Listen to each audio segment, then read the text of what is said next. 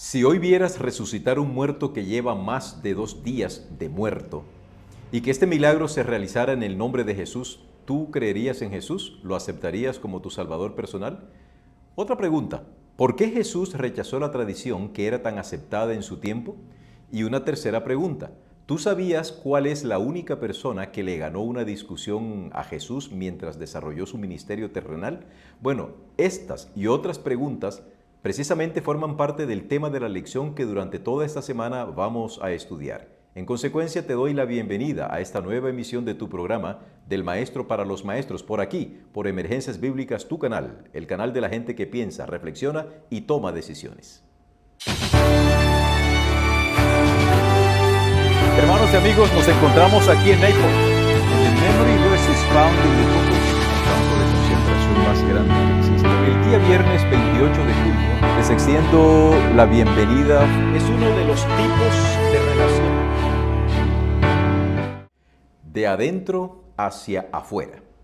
Ese es el título de la lección que durante esta semana vamos a estudiar. Y el versículo de memoria lo encontramos en Marcos, el capítulo 7 y el versículo 15, y dice así: Nada exterior al hombre puede entrar en él y contaminarlo. Más bien, lo que sale del hombre es lo que lo contamina.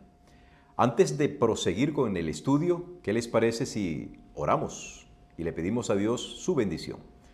Nuestro Padre y nuestro Dios, estamos agradecidos a ti porque estamos en estos momentos dispuestos, estamos deseosos de aprender de tu palabra. Pero para esto te pedimos humildemente que nos des de tu Santo Espíritu. Ayúdanos a entender tu palabra de una manera correcta. Ayúdanos a aplicar la palabra en mi vida, en nuestras vidas, y ayúdanos a compartir esta palabra con otras personas. Te lo pedimos en Jesús. Amén.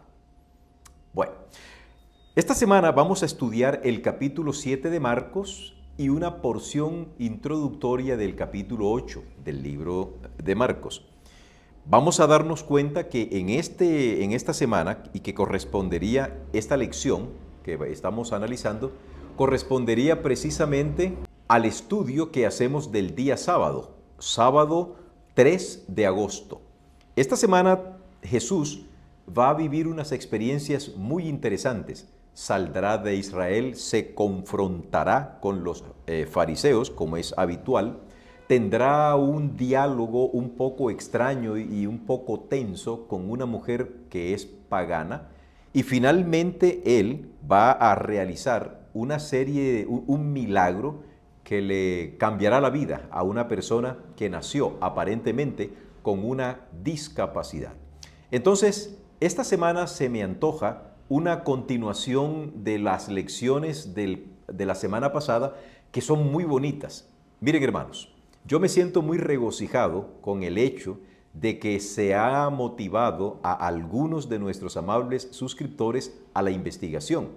La semana pasada hubo buena participación en relación a la pregunta: ¿hizo Jesús milagro utilizando su propio poder? La respuesta que yo le di a más de uno de nuestros amables comentaristas están escritas, ustedes pueden consultarlas. Sin embargo, me siento también impulsado a decirles: Jesús no realizó milagros utilizando su poder.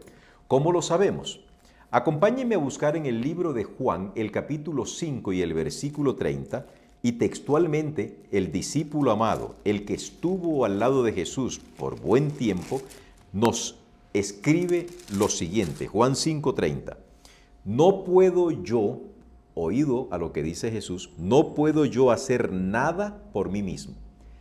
Ese nada no tiene nada que ver con no puedo comer, no puedo dormir, no me puedo bañar, no puedo hacer nada por mí mismo. No. Este nada no se está refiriendo a esto, se está refiriendo a la misión que él vino a realizar. Por eso dice, no puedo yo hacer nada por mí mismo. Según oigo, así juzgo, y mi juicio es justo, porque no busco mi voluntad, sino la voluntad del que me envió, la del Padre. Tengan presente esto en el marco de la respuesta que estamos dando en si Jesús utilizó su poder para efectuar milagros.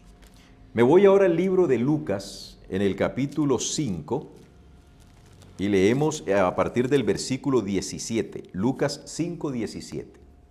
Aconteció un día que él estaba enseñando y estaban sentados los fariseos y doctores de la ley, los cuales habían venido de todas las aldeas de Galilea y de Judea y Jerusalén, y el poder del Señor estaba con él para sanar.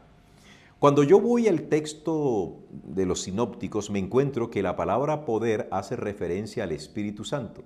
Por eso les he dicho que Jesús no utilizó su poder, sino que el poder del Espíritu Santo que estaba con él efectuaba esos milagros. Para los adventistas del séptimo día, en el libro titulado El deseado de todas las gentes, que yo lo tengo por aquí, voy a compartirles una declaración muy diciente, muy precisa de lo que dice esta inspirada autora en el libro titulado el deseado de todas las gentes. En el capítulo 35, que lleva como título Calla, enmudece, leemos lo siguiente. El contexto es: los discípulos y el Salvador han tenido un día bastante difícil y Jesús estaba tan cansado que se acostó a dormir en el barco e inmediatamente se quedó dormido. La barca seguía su camino normal, pero de repente comenzó una tempestad impresionante y los discípulos estaban asustados. De repente, voy a leer textualmente, el fulgor de un rayo rasgó las tinieblas y vieron a Jesús acostado y dormido sin que le perturbase el tumulto. Con asombro y desesperación exclamaron: Maestro, ¿no tienes cuidado que perecemos? Sigue la lectura. Jesús, dice, se levantó de pie en medio de los discípulos mientras la tempestad rugía, las olas se rompían sobre ellos y el relámpago iluminaba su rostro. Levantó la mano, tan a menudo empleada en hechos de misericordia, y dijo al mar airado: Calla, enmudece. Y la tempestad cesó. Hasta aquí todo va bien. Aparentemente, ¿quién hizo el milagro? Aparentemente el poder de Jesús. Pero los textos que ya hemos leído primariamente nos dicen que Jesús no hacía milagros, que el milagro lo hacía el poder de Dios que estaba con él, y ese poder es el Espíritu Santo. Cuando Jesús fue despertado para hacer frente a la tempestad, se hallaba en perfecta paz. No había en sus palabras ni en su mirada el menor vestigio de temor, porque no había temor en su corazón. Pero él no confiaba en la posesión de la omnipotencia. Pregunto, ¿tenía Jesús el atributo de la omnipotencia en su ser? La respuesta es sí. ¿Tenía Jesús el atributo de la omnipresencia en su ser divino?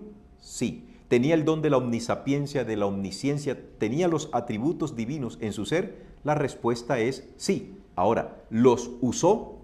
La respuesta es no. Ni siquiera para bendecir a otros, ni en beneficio de otros, y mucho menos en beneficio de él. Sigo leyendo. No era en calidad de dueño de la tierra, del mar y del cielo como descansaba en paz. Había depuesto ese poder y aseveraba: no puedo yo de mí mismo hacer nada. Jesús confiaba en el poder del Padre, como nosotros. Descansaba en la fe en el amor y cuidado de Dios, como nosotros. Y el poder de aquella palabra que calmó la tempestad era el poder de Dios. Por supuesto, usted puede seguir creyendo lo que considere sea justo de su digna comprensión, pero desde el texto bíblico, y para nosotros, los adventistas del séptimo día, que creemos en la inspiración de los escritos de Elena de White, creemos que Jesús no utilizó su poder ni siquiera para hacer los milagros. ¿Qué poder realizó los milagros? El poder del Padre, obrando a través del Espíritu Santo. ¿Qué poder se emplea cuando nosotros decimos o hacemos o una persona hace un milagro en el nombre de Dios? El poder del Padre, no el poder del ser humano. Y Jesús, aunque era completamente Dios y era completamente humano, no utilizó su poder ni siquiera pensando en sí mismo y tampoco para los demás. De todas maneras, me sentí muy regocijado porque se motiva, o sea, ustedes se motivan a investigar y este es uno de los propósitos de este canal, de este servidor, que ustedes aprendan a pensar, que aprendan a hacer teología, una teología seria basada en la Biblia y en el espíritu de profecía para los adventistas del séptimo día. Vamos a continuar deleitándonos con el estudio de la lección y para mañana tiene un tema espectacular. Les decía ayer que el título de la lección para hoy es un título muy interesante. Hoy es 4 de agosto y el título de la lección es Tradiciones humanas versus mandamientos de Dios. Vamos a leer Marcos capítulo 7 del 1 al 13. Así dice: Se juntaron a Jesús los fariseos y algunos de los escribas que habían venido de Jerusalén, los cuales, viendo a algunos de los discípulos de Jesús comer pan con manos inmundas, esto es, no lavadas, los condenaban. Porque los fariseos y todos los judíos, aferrándose a la tradición de los ancianos, si muchas veces no se lavan las manos, no comen. Y volviendo de la plaza, si no se lavan, no comen. Y otras muchas cosas hay que tomaron para guardar, como los lavamientos de los vasos de beber y de los jarros y de los utensilios de metal y de los lechos. Le preguntaron pues los fariseos y los escribas: ¿por qué tus discípulos no andan conforme a la tradición de los ancianos, sino que comen pan con manos inmundas? Respondiendo él les dijo: Hipócritas, bien profetizó de vosotros Isaías, como está escrito: Este pueblo de labios me honra, mas su corazón está lejos de mí, pues en vano me honran, enseñando como doctrinas mandamientos de hombres. Porque dejando el mandamiento de Dios, os aferráis a la tradición de los hombres, los lavamientos de los jarros y de los vasos de beber, y hacéis otras muchas cosas semejantes. Les decía también: bien invalidáis el mandamiento de Dios para guardar vuestra tradición, porque Moisés dijo, y noten ustedes que ahora Jesús está refiriéndose a Moisés, defendiendo a Moisés: honra a tu padre y a tu madre. La pregunta aquí que se debe formular es: ¿eso lo dijo Moisés? ¿O quién lo dijo? Que yo sepa, eso lo escribió Dios con su propio dedo. Y nota tú que Jesús está haciendo referencia a los 10 mandamientos, pero también está avalando la autoridad de Moisés.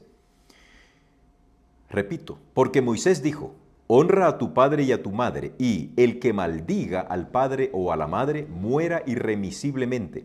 Pero vosotros decís: basta que diga un hombre al padre o a la madre, es corbán, que quiere decir mi ofrenda a Dios, todo aquello con que pudiera ayudarte, y no le dejáis hacer más por su padre o por su madre, invalidando la palabra de Dios con vuestra tradición que habéis transmitido, y muchas cosas hacéis semejantes a estas. ¿Qué está pasando aquí? Tratemos de recrear un poquito la escena. Los discípulos están comiendo algo, algunos de los discípulos, no se describe quiénes son los que están haciendo esta actividad que ofende a los escribas y a los fariseos. Los discípulos están comiendo, pero los fariseos y los escribas, como dice aquí el versículo, ¿verdad? Se juntaron a Jesús los fariseos. Aquí estaban alrededor de Jesús los fariseos y los escribas. Y estos estaban observando lo que Jesús y sus discípulos estaban haciendo. De pronto, les llama la atención el hecho de que los discípulos agarran un pan o una zanahoria o una manzana, o vaya usted a saber qué alimento tomaron los discípulos para comer, y no se habían lavado las manos previamente. ¿Qué era lo que ocurría? La tradición había enseñado a los judíos en el período intertestamentario que debían lavarse las manos muchas veces. Ellos tomaron una actividad que debían realizar solo los sacerdotes cuando estaban fungiendo en el santuario, tomaron eso y lo aplicaron para la vida general de todos los seres israelitas. Esto Dios nos lo enseñó.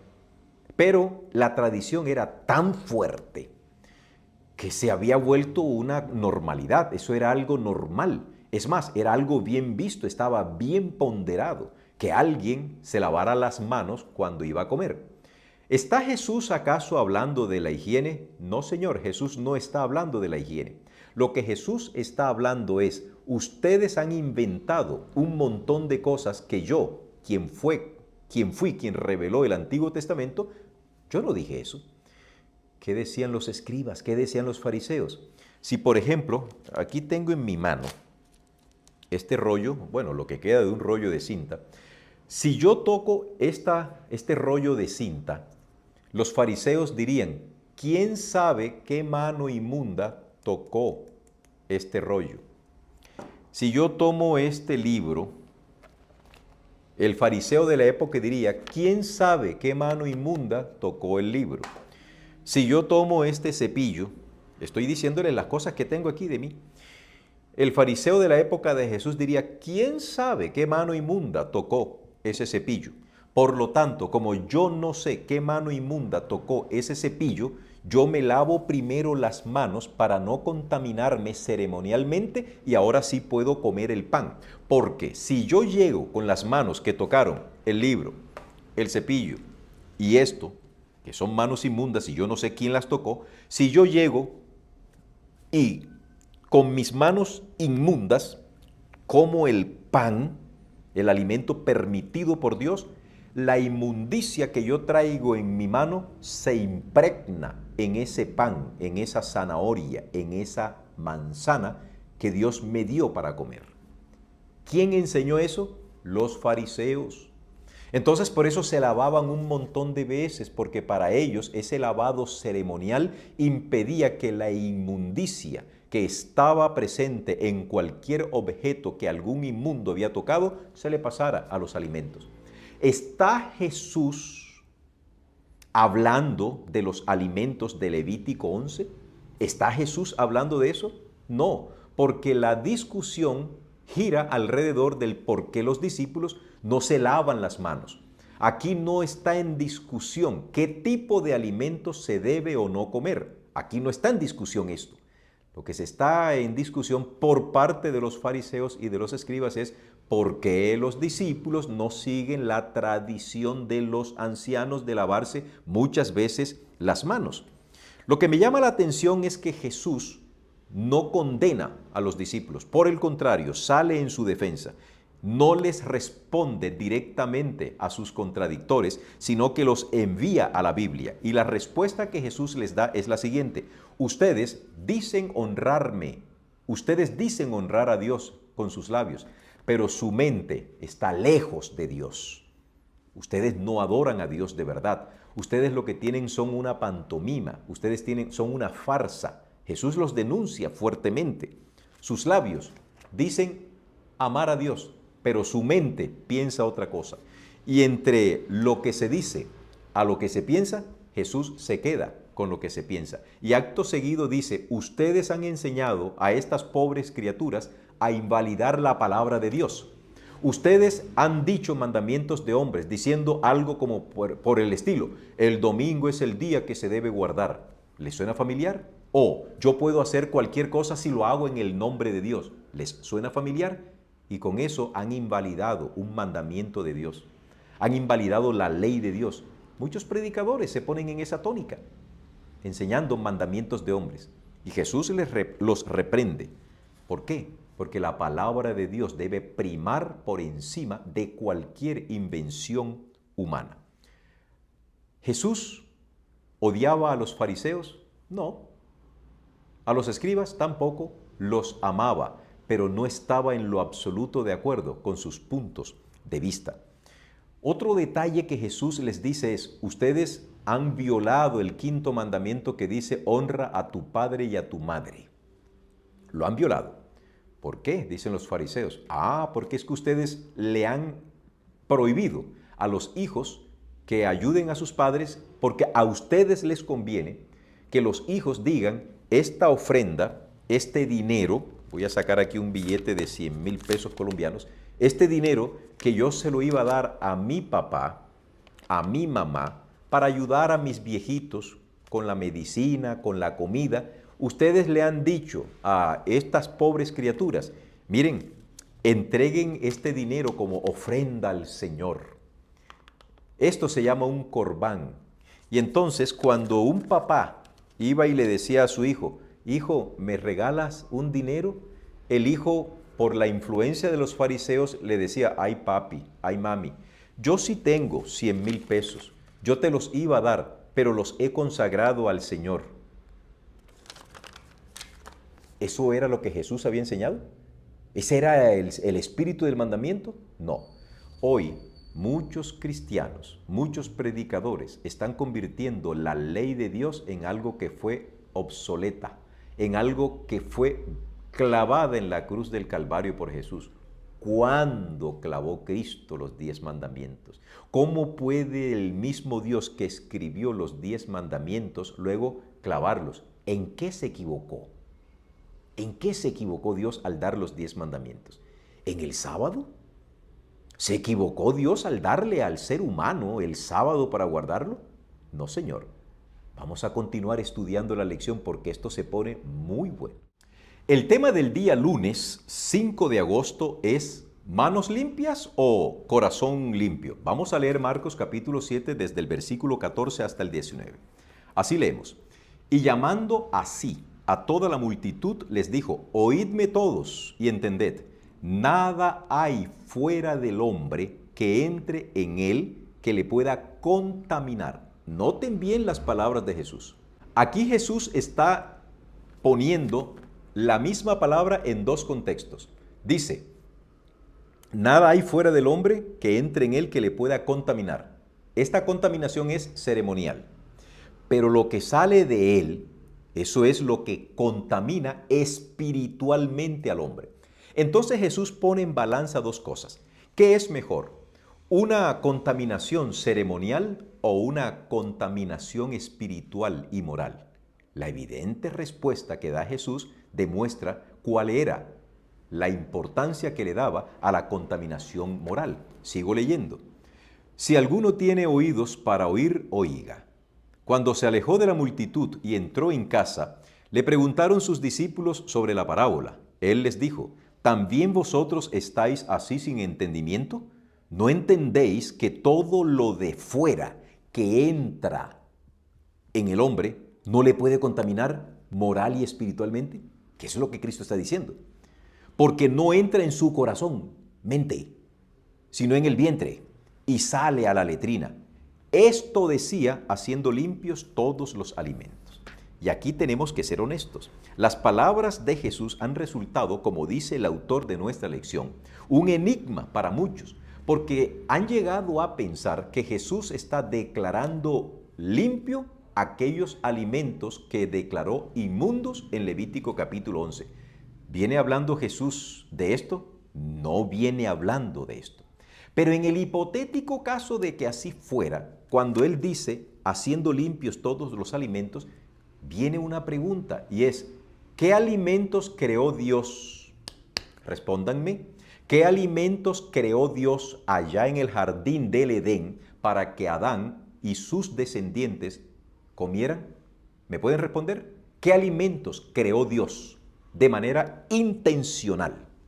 Yo voy al libro de Génesis, tranquilamente, y me encuentro con la respuesta que el mismo Dios me da. En el capítulo 1 de Génesis, leo de la siguiente manera a partir del versículo 29. Y dijo Dios, esto no lo está diciendo el pastor Márquez ni la iglesia adventista, no lo están diciendo los judíos, esto lo dice Dios. Si tú le crees a Dios, eso es algo que sería bueno hacerlo. Si no le crees, no me digas nada a mí entonces. Y dijo Dios, he aquí, ¿a quién le está diciendo Dios? A Adán y a Eva, los padres de la raza humana. He aquí que os he dado toda planta que da semilla, que está sobre toda la tierra, y todo árbol en que hay fruto y que da semilla, os serán para comer. ¿Está claro? Y a toda bestia de la tierra, aquí no hay una coma que diga, y les doy a comer a toda bestia de la tierra. No, allí hay un punto. Y a toda bestia de la tierra, y a todas las aves de los cielos, y a todo lo que se arrastra sobre la tierra en que hay vida, toda planta verde les será para comer. Entonces, ¿Cuáles son los alimentos que Dios creó para el consumo humano? Si yo me voy al libro de Primera de Timoteo, también voy a encontrar otra problemática que quienes quieren comer lo que les dé la gana utilizan para decir que basta con orar y Dios tiene que poner limpios los alimentos que Él mismo declaró inmundos allá en el libro de Levítico. En Primera de Timoteo, el capítulo 4, desde el verso 1 en adelante, leo lo siguiente. Esto está en el marco del estudio de esta semana. Pero el Espíritu dice claramente que en los postreros tiempos algunos apostatarán de la fe, escuchando a espíritus engañadores y a doctrinas de demonios, por la hipocresía de mentirosos que, teniendo cauterizada la conciencia, prohibirán casarse. Somos los adventistas cumplidores de estas cosas, de estas características, como algunos nos quieren presentar, bajo ninguna circunstancia. Nosotros no tenemos doctrinas de demonios, nosotros no hemos apostatado, tampoco escuchamos a espíritus engañadores, tampoco mandamos prohibir a la gente que se case, y mandarán a abstenerse de alimentos que Dios creó, para que con acción de gracias participasen de ellos los creyentes. Nosotros no decimos que ninguna persona debe comer los alimentos que Dios creó. Y volvemos a la pregunta, ¿cuáles fueron los alimentos que Dios creó para el consumo humano? ¿Creó Dios la carne para el consumo humano? La respuesta es no. Dios no creó a la gallina para que tú y yo nos la comamos. No creó la vaca intencionalmente para que su carne nosotros nos la comiéramos. No creó el cerdo, el conejo, no creó ningún animal para que el ser humano se lo comiera. Intencionalmente, apreciado hermano y amigo, sea usted sincero, el texto bíblico no te dice que Dios creó a los animales para que nosotros nos los comiéramos. No, el alimento que Dios creó para todo el ser humano son verduras, frutas, granos, oleaginosas, todo lo vegetal. Ese es el alimento que Dios creó. Si viene alguien hoy a decirte, no debes comer zanahoria, no debes comer el alimento que Dios creó, no comas maíz, no comas esto, tú puedes decir, espérate, tú estás en contra de la palabra del Señor.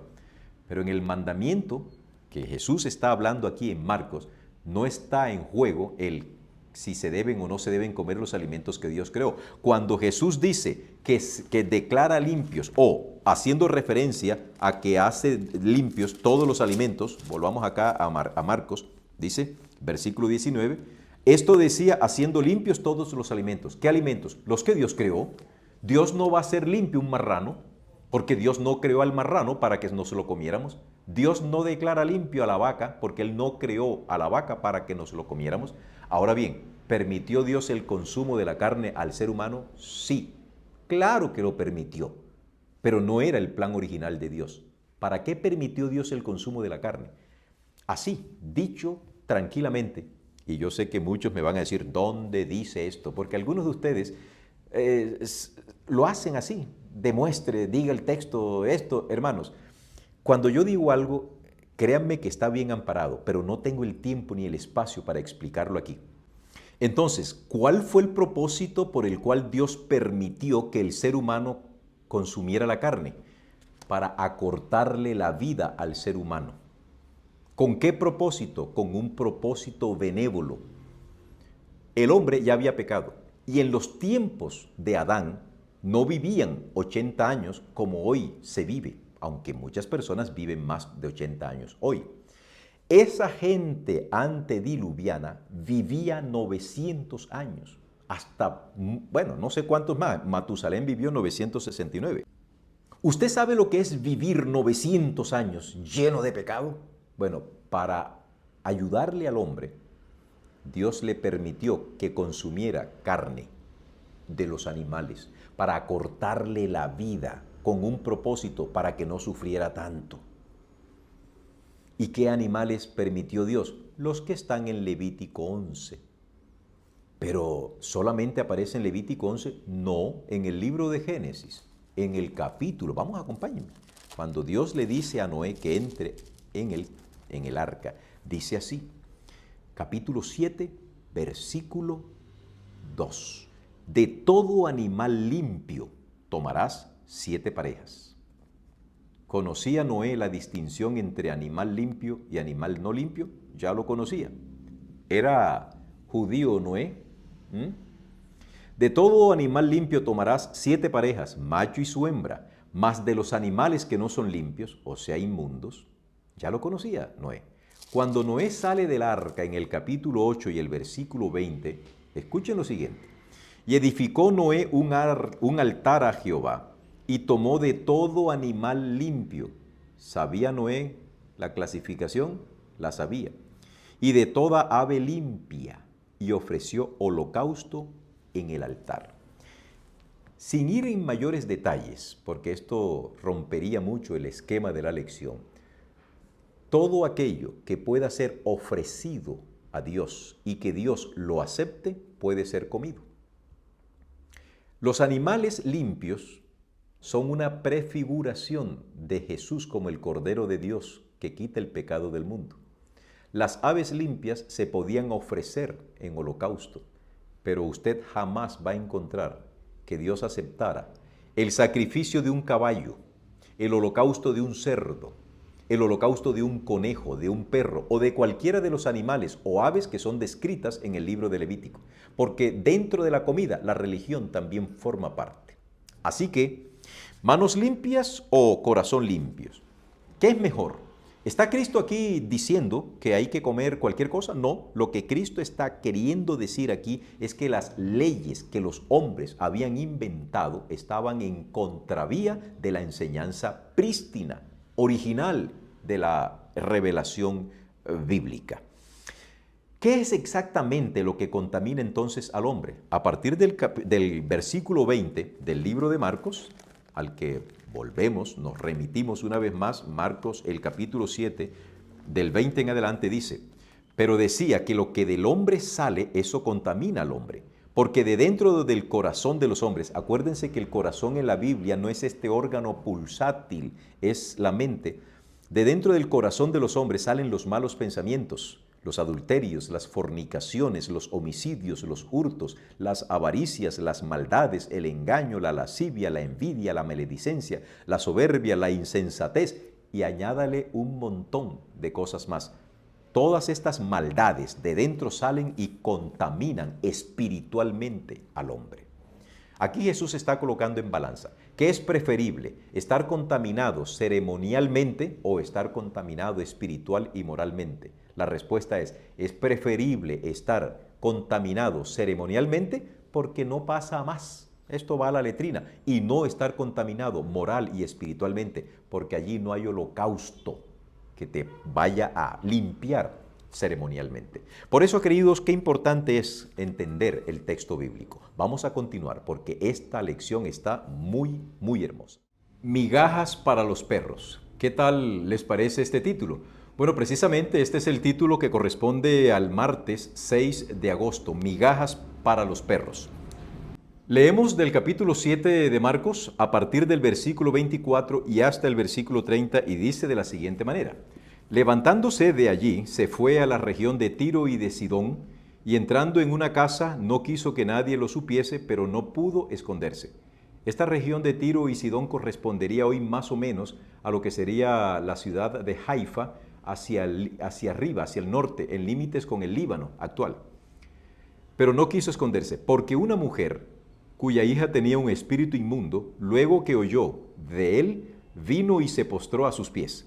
La mujer era griega y sirofenicia de nación, y le rogaba que echase fuera de su hija al demonio.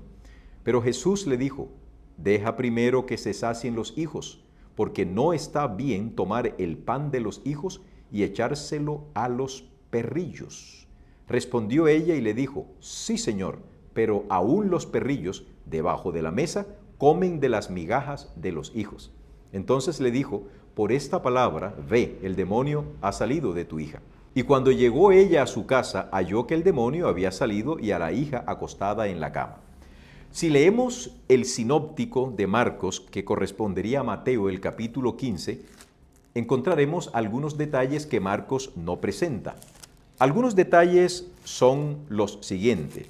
Mateo capítulo 15, a partir del versículo 21. Saliendo Jesús de allí, se fue a la región de Tiro y de Sidón. Hasta allí todo va bien. Pero una mujer le salió al encuentro, estoy parafraseando, y le dijo, Señor, hijo de David, ten misericordia de mí. Esto Marcos no lo dice. Tampoco dice Marcos que los discípulos le dicen a Jesús, despídela, porque da voces tras nosotros.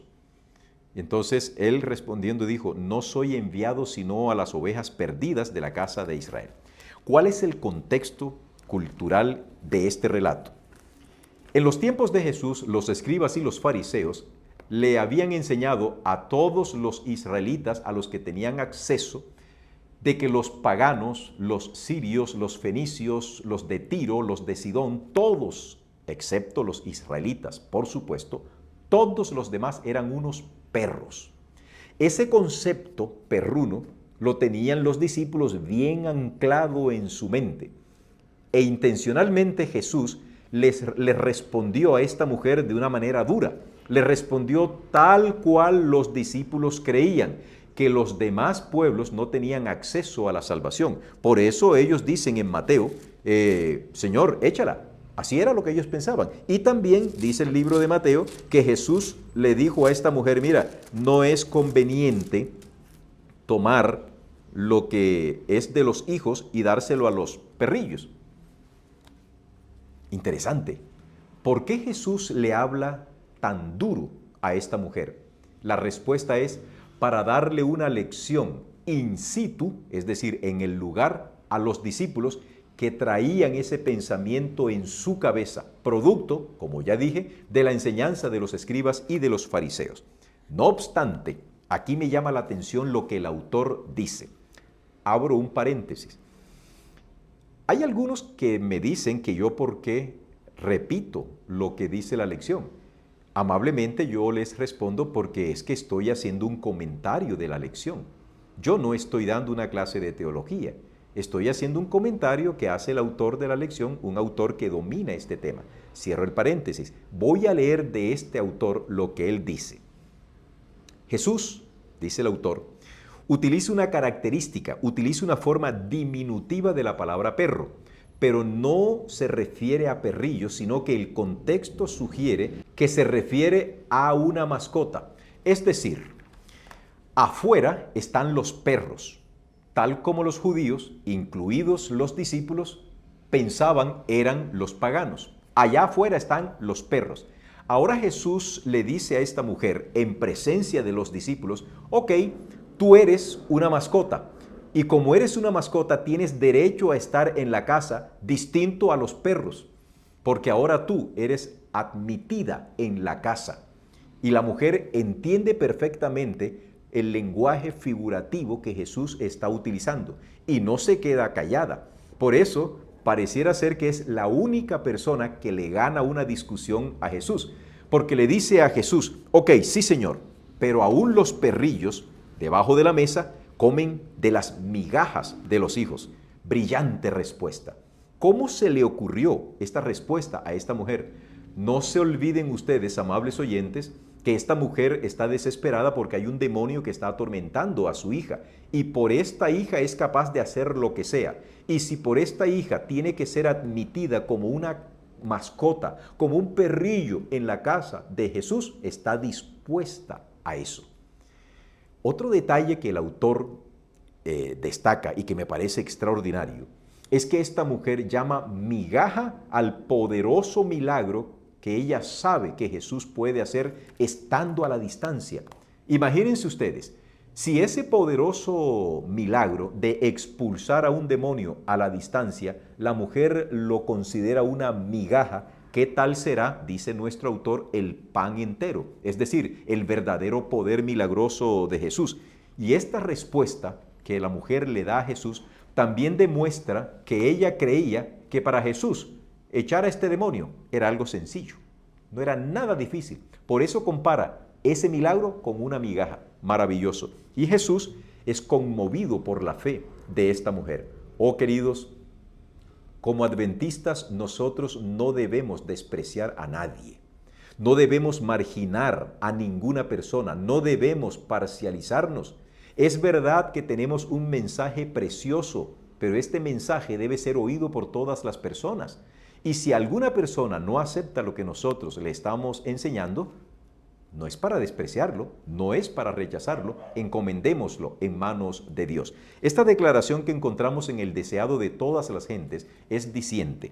En la página 367-368, White, bajo inspiración divina, escribe: por medio de su trato con ella, ha demostrado que aquella que Israel había considerado como paria ya no es extranjera, sino una hija en la familia de Dios. Y como hija, es su privilegio participar de los dones del Padre.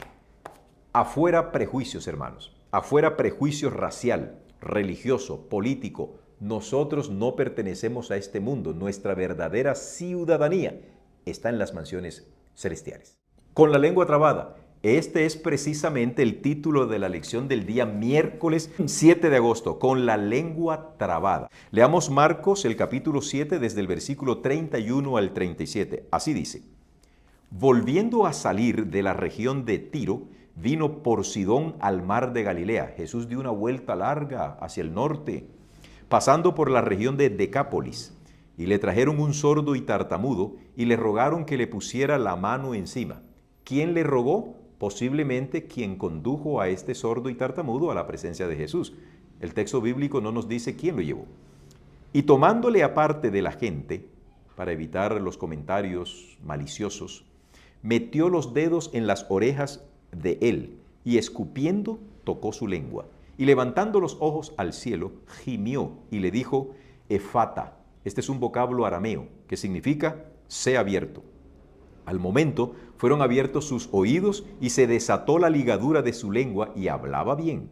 Y les mandó, una vez más el plural aparece aquí, porque parece ser que el sordomudo o el ex sordomudo no vino solo, venía acompañado. ¿Cuántas personas? No lo sabemos. Pero les mandó que no lo dijesen a nadie. Pero cuanto más les mandaba, tanto más y más lo divulgaban. Oiga, ¿quién se va a quedar callado después de haber recibido en su vida semejante milagro? Y en gran manera se maravillaban diciendo: bien lo ha hecho todo. Hace a los sordos oír y a los mudos hace hablar. Me llama mucho que Jesús no buscaba popularidad con los milagros, lo que actualmente se hacen estos milagreros, baratijeros, tratando de hacer unos milagros espurios, buscando popularidad, cosa que Cristo jamás hizo. Interpretemos un poco, hagamos un comentario de lo que la lección nos viene hablando. El autor de nuestra lección nos presenta un detalle. En primer lugar, Jesús comprende la difícil situación que ese hombre está atravesando. Yo no sé si tú alguna vez has estado sordo o si tú alguna vez te has quedado sin hablar o conoces a alguien que es sordo y que es mudo al mismo tiempo. Estas limitaciones, tanto acústicas como orales, ejercen o propician una barrera comunicativa, una barrera social. Y entonces estas personas se aíslan porque no tienen cómo comunicarse con las personas.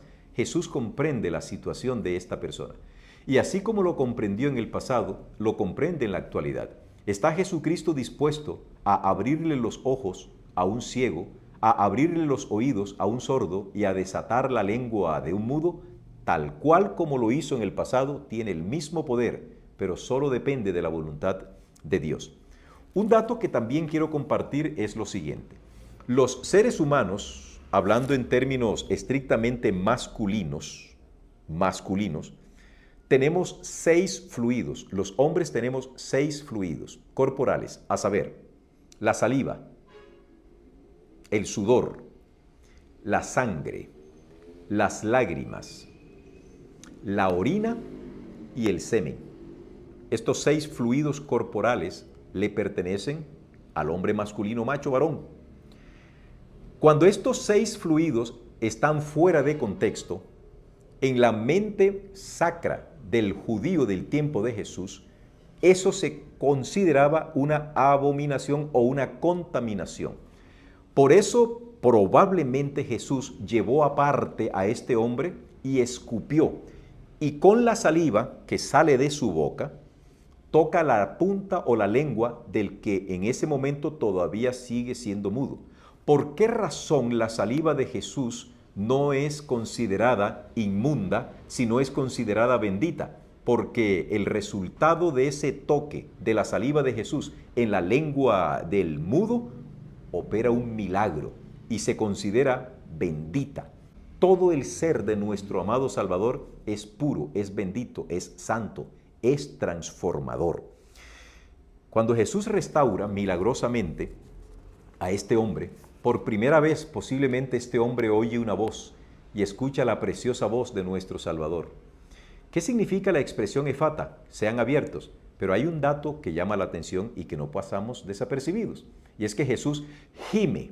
Al momento de decirle efata, posiblemente Jesús hizo esto. Oh, efata.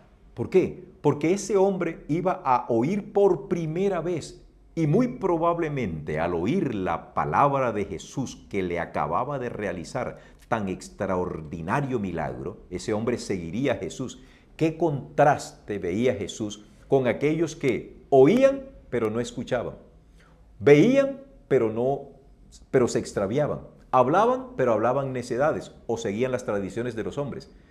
Jesús gimió porque a él le duele cuando usted, que entiende bien, que oye bien, que puedes hablar, no prestas atención a las claras palabras que él te da. En ese sentido, este exmudo, este ex sordo, se constituía en una especie de oportunidad de que una persona entendiese los caminos de Dios y alabase el nombre de Dios como efectivamente lo hizo el exmudo. Esta historia entonces ilustra lo que Dios puede hacer por aquellos que lo buscan a Él por su propia decisión. Hermano y amigo que me escuchas, Dios nunca va a forzarte a ti para que hagas su voluntad. Él gime, Él espera pacientemente de que tú, al ver las obras que Él ha hecho en favor tuyo, te rindas humillado, te rindas por amor a los pies de Jesús. ¿Estás tú dispuesto a hacerlo? Y otra pregunta, ¿qué estás haciendo tú con el don de la audición y con el maravilloso don del habla? ¿Utilizas bien tu lengua o tu lengua es como la que describe Santiago, una fuente que produce agua amarga y agua dulce? Ojalá y no sea así. Cuidado con el pan en mal estado. Así se titula la lección del día jueves 8 de agosto. Y antes de continuar, acuérdate de darle like a este video. Acuérdense, entre más like le demos, dedito arriba, YouTube dice, este video la gente lo quiere ver y lo publicitará muchísimo más. Vamos a leer Marcos el capítulo 8 desde el versículo 11 en adelante. Vinieron entonces los fariseos y comenzaron a discutir con él, pidiéndole señal del cielo para tentarle. Y gimiendo, qué curioso que otra vez Jesús gime, pero este gemido de Jesús es diferente al gemido que él exhala cuando va a sanar al sordo. Y gimiendo en su espíritu. No hay un gemido literal, cosa que sí hay en el relato del milagro del sordo. Gimiendo en su espíritu dijo, ¿por qué pide señal esta generación? De cierto os digo que no será dada señal a esta generación. Y dejándolos, volvió a entrar en la barca y se fue a la otra ribera. ¿Qué actitud de los fariseos le dio a Jesús tanta desilusión? El hecho de pedir señal. ¿Qué más señal querían? ¿Qué más querían? Había resucitado muertos, limpiado leprosos, sanados, devuelto la vista a los ciegos, sanado a los cojos, acababan de ver el milagro de un hombre sordo mudo que recibe una vez más su capacidad de oír y de hablar, y todavía siguen pidiendo señal. Eso desilusionó a Jesús. Ahora, ¿eso solamente ocurrió en los tiempos de Jesús? Hoy también existe. Hay algunas personas que dicen, yo entrego la vida a Jesús y Dios se me aparece. Otros dicen, si Dios existiera, no existirían estas guerras. Y siempre están buscando trabas, objeciones, están pidiendo señales. Jesús no es un milagrero. Nosotros hoy no podemos poner a prueba a Jesús. Y créanme, queridos, que ni siquiera los milagros más portentosos pueden hacer cambiar de opinión a una persona. Si no, pregúntenle a los del tiempo de Jesús cuando presenciaron el milagro de la resurrección de Lázaro. ¿Qué hicieron con eso? Quisieron fue matar a Jesús. ¿Se convirtieron? Para nada. Vamos a leer ahora Marcos capítulo 8, a partir del versículo 14 hasta el 21. Habían olvidado de traer pan y no tenían sino un pan consigo en la barca. Y él les mandó diciendo, mirad, guardaos de la levadura de los fariseos y de la levadura de Herodes. Y discutían entre sí diciendo, es porque no trajimos pan. Y entendiéndolo Jesús les dijo, muchachos, esto no aparece en la Biblia, ¿qué discutís? ¿Porque no tenéis pan? ¿No entendéis ni comprendéis? ¿Aún tenéis endurecido vuestro corazón? Teniendo ojos, ¿no veis? Y teniendo oídos, ¿no oís? Jesús está haciendo ahora un contraste. Acuérdense lo que era este hombre. No tenía oídos, pero no oía. Ustedes tienen oídos que debieran oír, pero parece que no oye. Aquel tenía lengua y boca, pero no podía hablar. Ustedes tienen cerebro, pero pareciera que no lo utilizan. ¿Qué les está pasando? Les está diciendo Jesús. ¿Y no recordáis? Cuando partí los 5 panes entre 5,000, ¿cuántas cestas llenas de los pedazos recogisteis? Y ellos dijeron, 12. Y cuando los 7 panes entre 4,000, ¿cuántas canastas llenas de los pedazos recogisteis? Y ellos dijeron, 7. Y les dijo, ¿cómo aún no entendéis?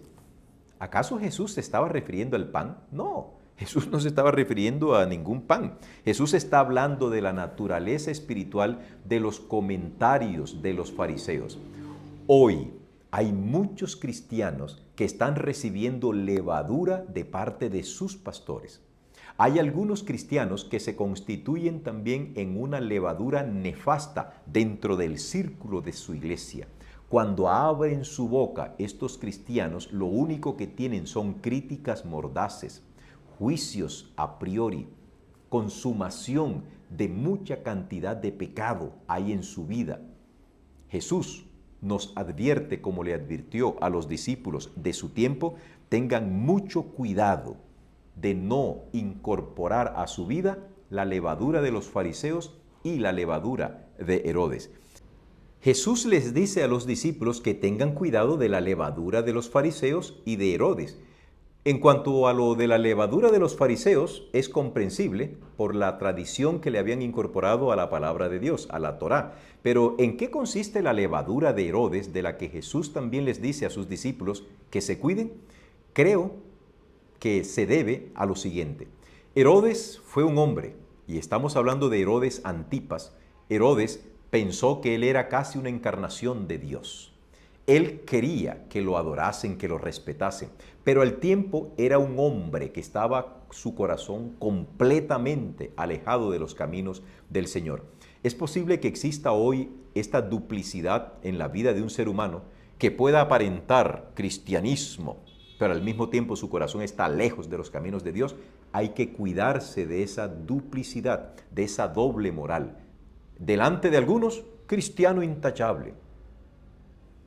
Detrás, un perverso pecador. Hay que cuidarse de eso. En fin de cuentas, Marcos lo que está queriendo decir es que no debemos limitar el poder de Jesús. ¿No tienes pan en tu casa? Dios proveerá. Él tiene el poder para traerte montones de comida hasta que sobreabunde. Pero ¿qué puede hacer Dios para eliminar la levadura de tu corazón? No puede hacer nada a menos que tú se lo permitas. Tenemos que mantener nuestra mente alejada de la levadura de tanta sociedad corrupta que tenemos. Ojalá y no seamos permeados con este mercantilismo, con este mercachifle barato que tenemos de evangelios en estos tiempos. Hay mucho evangelio ruidoso. Hay mucho llamado de atención hacia un predicador. Tratemos de no ser permeados con esto, queridos hermanos, y busquemos realmente adorar a Dios en espíritu y en verdad, reconociendo su gran poder y la manera como Él quiere actuar en nuestras vidas. Gracias a Dios hemos llegado a la conclusión de este maravilloso estudio de esta semana y hoy es viernes 9 de agosto El título de la lección no varía para meditar, para estudiar, para reflexionar. Habitualmente siempre tomo un extracto o una cita del espíritu de la profecía para comentarla y dejar esto como lo que debiésemos seguir pensando al finalizar de este estudio. ¿Cuán difundido está hoy, como antaño, este pecado sutil y engañoso entre los seguidores de nuestro Señor?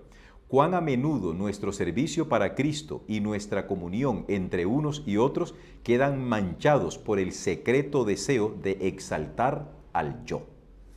¿Cuán prestamente se manifiesta el pensamiento de adulación propia y el anhelo de la aprobación humana?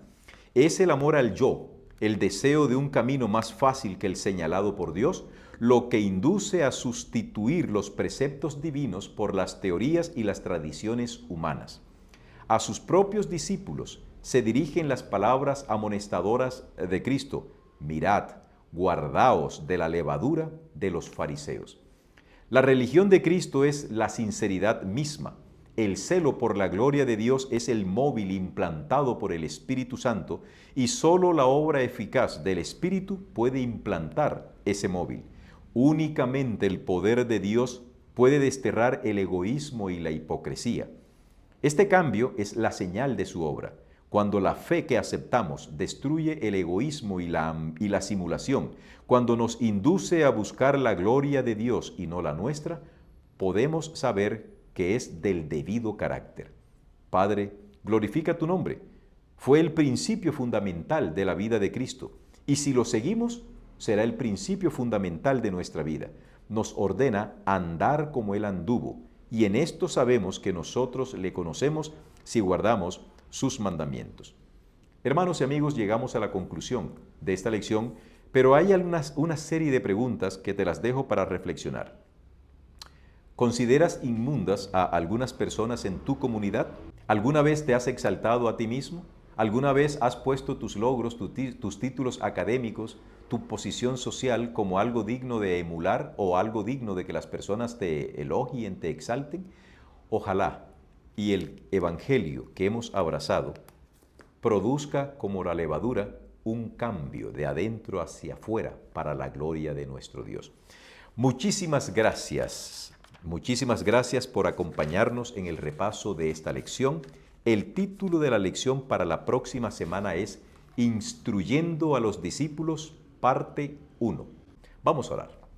Muchas gracias te doy, Señor, por darnos una vez más la oportunidad de abrir tu palabra, de estudiarla y de meditar. Hay muchas cosas más que decir y que estudiar, que investigar. Por favor, ayuda a cada uno de nuestros amables oyentes, como a este servidor, para que tengamos la ductilidad de ser útiles en tus manos.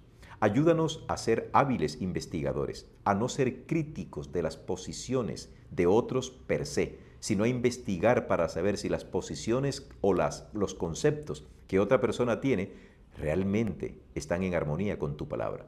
Gracias por escucharnos, nos despedimos de ti y de nuestros hermanos en el nombre de Jesús. Amén. Que la paz del Señor les acompañe, hermanos míos.